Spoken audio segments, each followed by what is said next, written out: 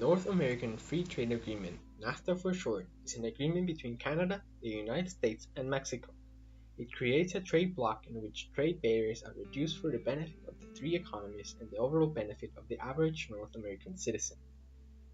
Signed on the 17th of December of 1992 by Canadian Prime Minister Brian Mulroney, US President George H.W. Bush Sr., and Mexican President Carlos Salinas de Gortari, NAFTA will officially be ratified by each country and become a law until 1993. Moreover, it officially came into force until 1994. By that time, the respective leaders had changed, notably in the United States where President Bill Clinton had recently come into office. Nevertheless, the idea for a North American Accord would originally come from President Ronald Reagan, who believed that it would permit achievement of that potential in each country beyond that which I believe any of us, strong as we are, could accomplish in the absence of such cooperation. But what benefits, if at all, does NAFTA actually provide?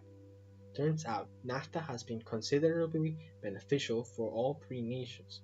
For instance, between 1993 and 2017, trade has quadrupled between all three members.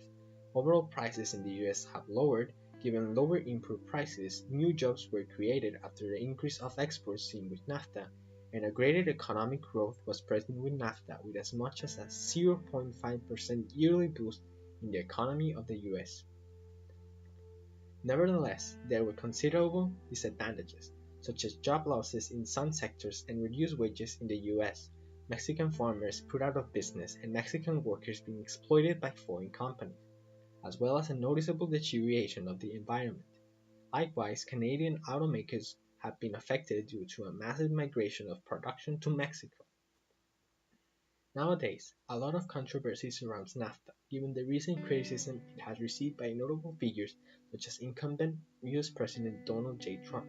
Such criticism will eventually lead to the renegotiation of the agreement between the three nations, which as of today still remains open after 7 rounds of negotiation. Where the future of NAFTA lies, no one knows. Only time will tell. Yet no matter the outcome, the consequences will still be present for all three nations, with significant job losses, output declines, and going even as far as immigration, with the possibility of affecting more than 11 million Mexicans and 800,000 Canadians with NAFTA professional qualifications living in the US. All things considered, while NAFTA is clearly not perfect, it has and can be beneficial for all three nations combined. With the foreseeable outbreak of a trade war, the economic turmoil in Europe after Brexit, and overall rising political and economic tensions worldwide, it would seem wise for all the NAFTA members to once again come to a successful and profitable agreement and stick together throughout the storm. Thank you for watching.